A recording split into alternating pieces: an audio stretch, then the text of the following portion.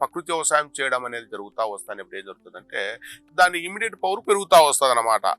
ఎప్పుడు కెమికల్ మందులు వాడుతూ వస్తా ఉంటామో దాని ఇమ్మీడియట్ పవర్ కోల్పోతా ఉంది. కొద్దిగా మందులు తగ్గించుకుంటా సరే కొంత ఆకు తిని ఏమవుతుంది తింటే అది ఇంకా కొద్దిగా మళ్ళీ ఈగురు వస్తుంది కదా, అప్పుడు ఇమ్మీడియట్ పవర్ పెరుగుతుంది చెట్టు కాడ. అప్పుడు ఆ పురుగు కూడా తన దీర్ఘ ఆయుష్ను కూడా తగ్గించుకుంటూ వస్తుంది అది పురుగు కూడా.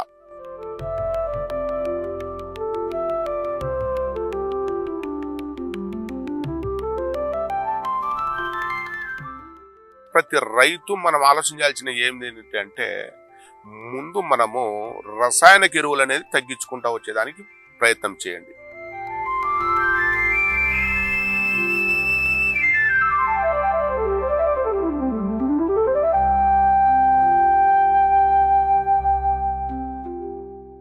నమస్తే అండి, నా పేరు శివారెడ్డి, వీరాజుపాలెము, చాపాడు మండలము, కడప జిల్లా.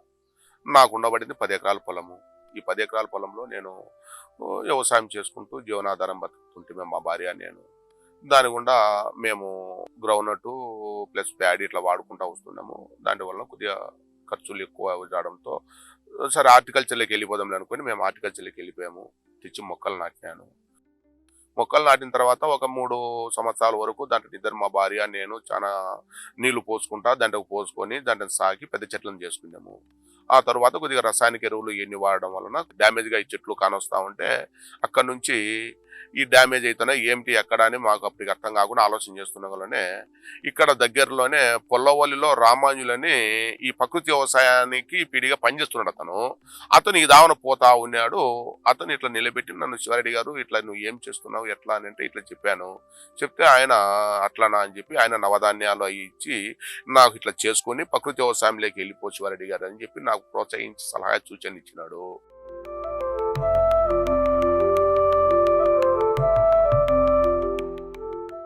నవధాన్యాలు భూమిలో చల్లడము, కలయదున్నడము, ఒక సూరి జీవామృతము, ఒక సూరి ఘనజీవామృతము, ఒక సూరి పుల్లటి మజ్జిగను పుల్లబెట్టి ఆ ఇంగవాది కలిపి అది కూడా ఒక సూరి స్ప్రే చేస్తా వచ్చినాను. దీని సలహా సూచనల వలన మనకు మేలే కానొచ్చినందువల్ల నా చెట్టు ఈరోజు ఇంత గ్రోతింగ్ రావడము, కాయ నాణ్యత రావడము ఇట్లా జరిగింది.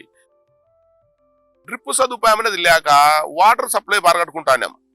చెట్లలో గడ్డి పడడము విపరీతంగా ఉన్నది.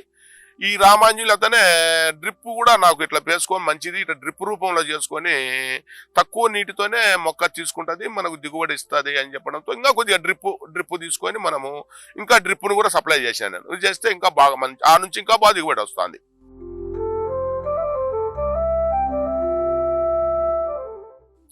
దిగుబడి విషయానికి వచ్చేటప్పటికి రసాయనిక ఎరువులు వాడినప్పుడు దిగుబడి ఎట్లా కానొస్తుంది అంటే చెట్టు గ్రోత్ ఒక 20 రోజులు కానొచ్చేట్టు ఉంటుంది. 20 రోజుల తర్వాత దాని స్థానానికి వెళ్ళిపోతుంది.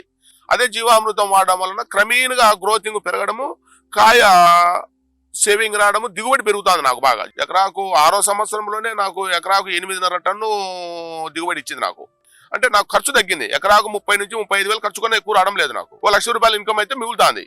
10 ఎకరాల మీద 10 లక్షలు మిగిలినా కానీ ఇంకా భార్యాభర్తలు ఇద్దరం కష్టం చేసినా సరిపోతుంది అనుకునేట్టే భావనలో ఉండం మేము. ఇప్పుడు మన వాళ్ళు రైతులు ఎవరేం చెప్పినా నేను ఒక చెట్టుకు వచ్చేసి 10 కేజీలు వేసినా 15 కేజీలు వేసినా అందరి చెక్క 50 చెక్క అని చెప్తున్నారు కదా, అంత పెట్టుబడి అవసరం అంటావా ఈ చెట్టుకు అంత తీసుకునేది?